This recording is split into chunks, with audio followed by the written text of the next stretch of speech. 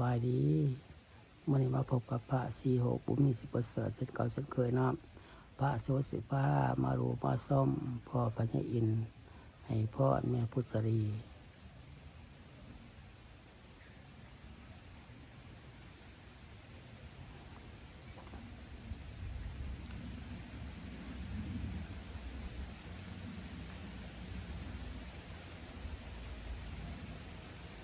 มาดูมาส้ม FC ลาวไทยและต่างประเทศ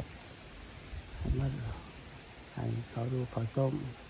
ซอกอยู่ทุกกองพระสีโหบุญมีสิประเสริฐเด้อกดได้กดแชร์เนาะกดติดตามเนาะเป็นกำลังใจพระสีโหบุญมีสิประเสริฐเนาะ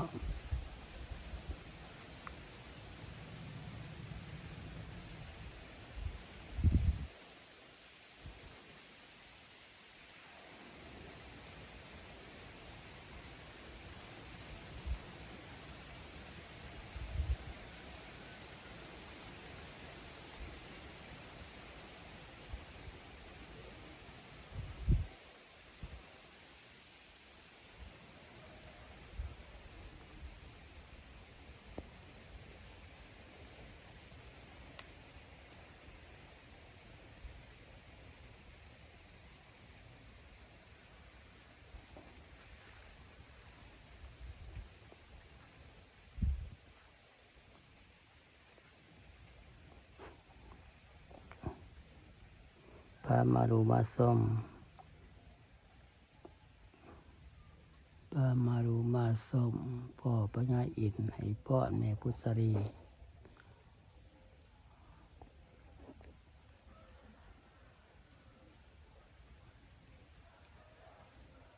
ฝากติดตามช่อง YouTube ของพระสีโหบุญมีสิประเสริฐเด้อ FC ลาวไทยต่างประเทศขอให้เขาดูเข้าชมช่อง YouTube ของพระสีโหบุญมีสิประเสริฐให้เนาะกดไลค์กดแชร์เด้อกดติดตามเนาะเป็นกำลังใจพระสีโหบุญมีสิประเสริฐให้เด้อ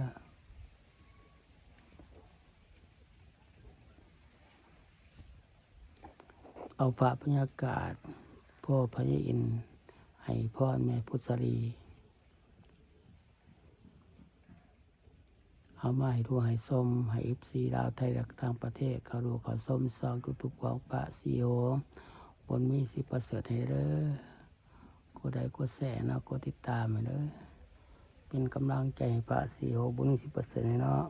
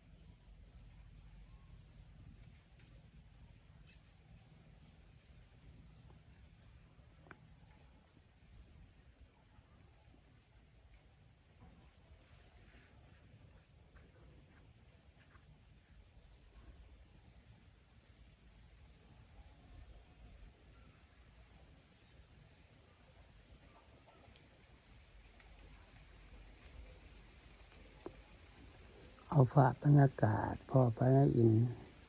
ให้พ่อแม่พุทธรี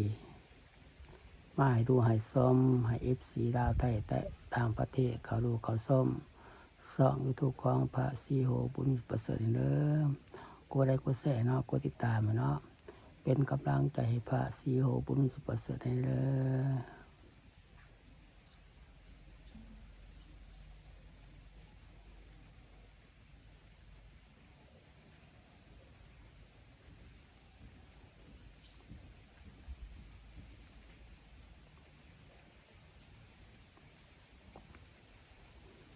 ฝากพ่อพญาอินทร์ให้พรแม่พุทธรีมาให้ดูให้ส้มให้FCลาวไทยต่างประเทศเขาดูเขาส้มซองยูทูบของพระสีโหบุญมี10%เด้อกดได้กดแชร์เนาะกดติดตามให้เด้อเป็นกำลังใจพระสีโหบุญมี10%เนาะคลิปนี้กับพระโสโกลาไปก่อนบ๊ายบาย